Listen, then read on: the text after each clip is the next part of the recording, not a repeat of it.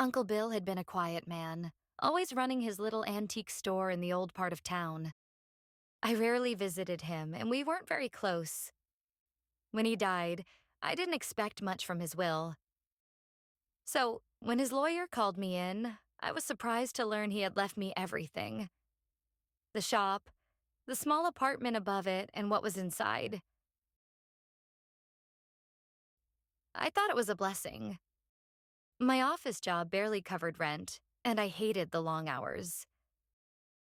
Owning a business, even a dusty old shop full of broken clocks and faded paintings, seemed like a fresh start. The first week, I wandered through the store carefully. Most of the antiques looked ordinary. Wooden chairs, porcelain vases, shelves of books nobody read anymore. But there was something strange about how many people came in and bought random items without haggling over the price. One man bought a cracked teapot for $2,000. Another woman purchased a scratched mirror for $4,000. This can't be right, I whispered to myself as I checked the cash register. The money was real. And it kept coming. Lots of it. One evening, while sorting through a stack of old receipts, I found a leather notebook hidden under the counter. Inside were lists of names, numbers, and strange code words. Next to some of the listed antiques were huge amounts of money written in neat handwriting. I suddenly remembered his words from years ago. Business is business, Clara. Sometimes you don't ask too many questions. I wanted to close the shop immediately, but I also needed to eat, pay bills, and survive. And every day, more customers came. They handed me envelopes filled with cash, bought useless items, and left without a word. A real scare came a month later. Two men in suits walked in. They didn't look like customers. One showed me a badge.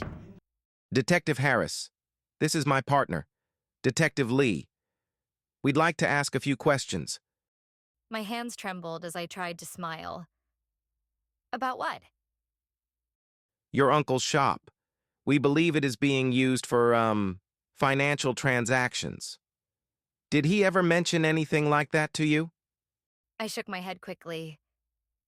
No, he never spoke to me about business. Detective Harris scanned the shelves, his eyes cold and sharp. If you see anything unusual, miss, you'll let us know, won't you? Of course, I said, though my voice cracked. When they finally left, I sat on the floor, breathing heavily.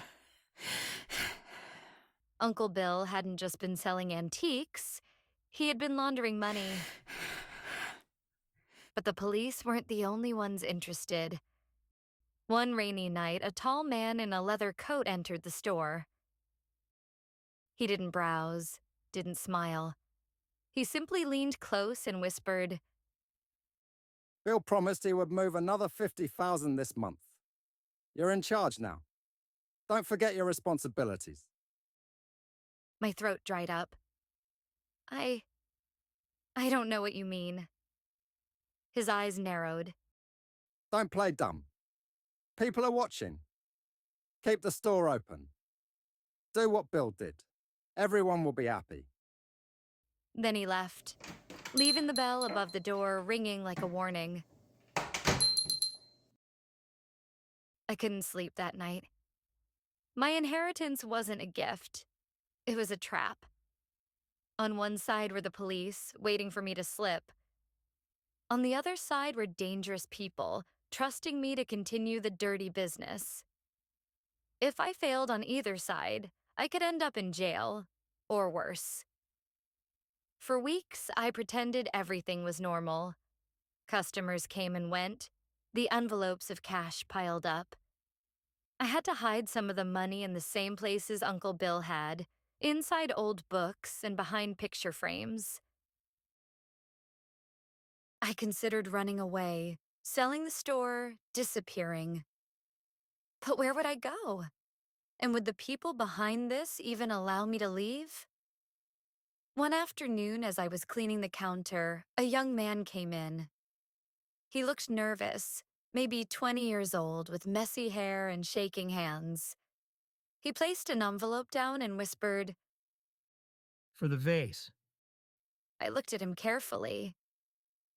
Why are you doing this? He blinked. What? You don't look like the others. You look scared. He swallowed hard and leaned closer. I owe money. They said this was the only way to pay them back. If I don't, they'll hurt my family. For the first time, I felt less like a shopkeeper and more like a prisoner, just like him. That night, I opened the leather notebook again. My uncle had written more than numbers. In the back, he had scribbled a short note. If you're reading this, it means the shop is yours now. I never wanted this life, but once you're in, you can't leave. The only way out is to play both sides until someone else takes your place. Tears filled my eyes. My uncle hadn't been lucky or smart. He had been trapped, just like me. The final straw came 2 weeks later. Detective Harris returned, this time with a search warrant. They looked everywhere, opening drawers and flipping through books. My heart pounded as they got closer to one of the hiding spots. And then, before they could find it, the bell over the door rang. The man in the leather coat walked in, cold and silent. He froze when he saw the detectives. They froze when they saw him. For a moment, the shop was filled with dangerous silence. Finally, Harris spoke. Well, didn't expect to see you here. The man sneered. Just shopping. The police didn't arrest him that day.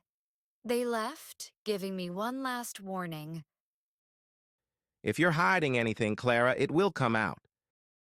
And when it does, you'll pay the price. After they were gone, the man leaned over the counter. Be careful who you talk to. You're part of this now. If you betray us, there's nowhere to hide. That evening, I sat alone in the apartment above the shop. The rain tapped against the window. I stared at the piles of cash, the notebook, the antiques that were nothing more than props. I didn't know what choice to make. If I told the police everything, the criminals would come after me. If I kept quiet, the police would eventually catch me. Either way, the trap had closed, and I was stuck in it. So I made my choice. I couldn't keep living between two fires. I packed the envelopes containing around $25,000 in cash, the notebook, and every record I could find into a box, planning to take it all to the police the next morning. But when I came downstairs at dawn, the front door of the shop was open. Glass crunched under my shoes as I stepped inside. The shelves were overturned, drawers ripped apart, books torn open. Every hiding place had been emptied. The cash was gone. For a moment, I just stood there, frozen. Then I sank to the floor. Whoever had done this knew exactly where to look. Whether it was the criminals cleaning up their tracks or the police sending me a message, I didn't know. But I understood one thing clearly. I had to run. The shop wasn't my inheritance anymore.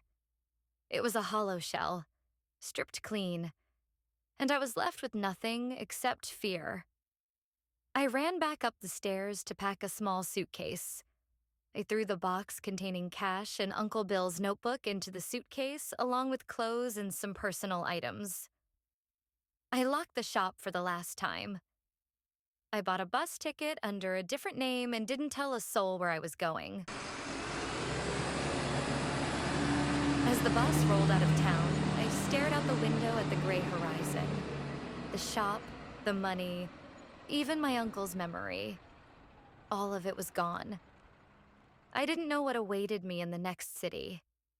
Maybe freedom, maybe more danger.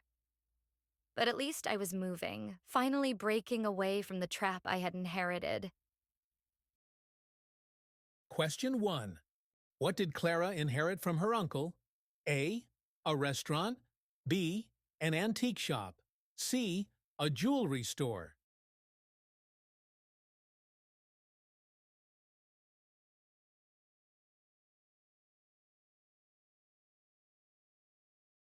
Two.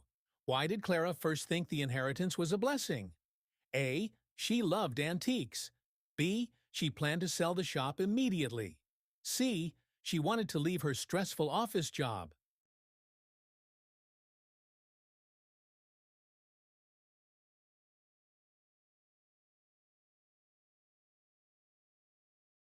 Three.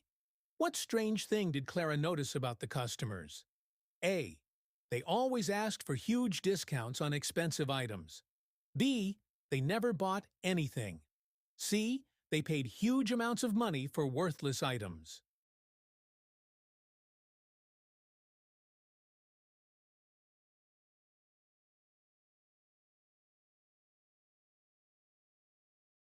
Four. What did Clara find hidden under the counter? A. A leather notebook. B. A bag of jewelry. C.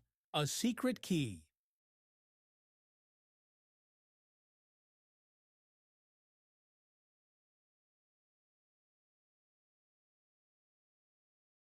Five.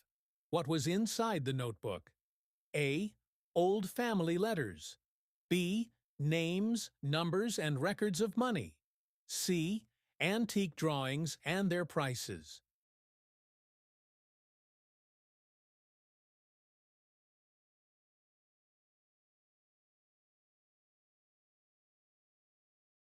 Six. Who first warned Clara about the shop's criminal activities? A. Two detectives. B. The lawyer. C. A young customer.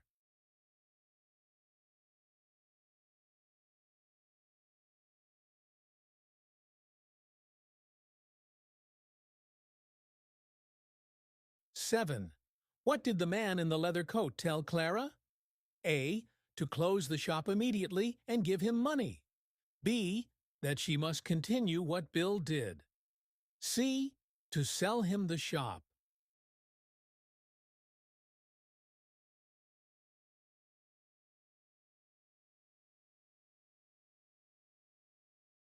Eight.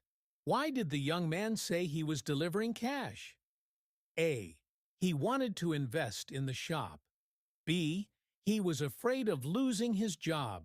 C. He owed money and was forced to do it.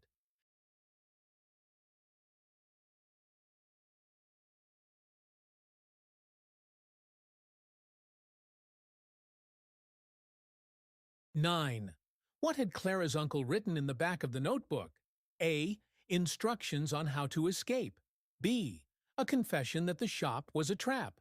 C. A treasure map.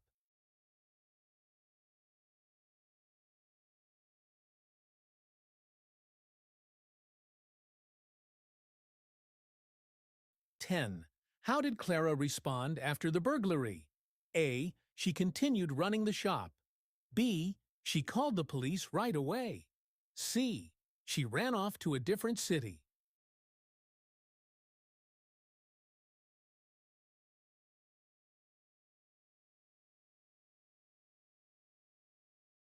Thanks for watching. Remember to like and subscribe.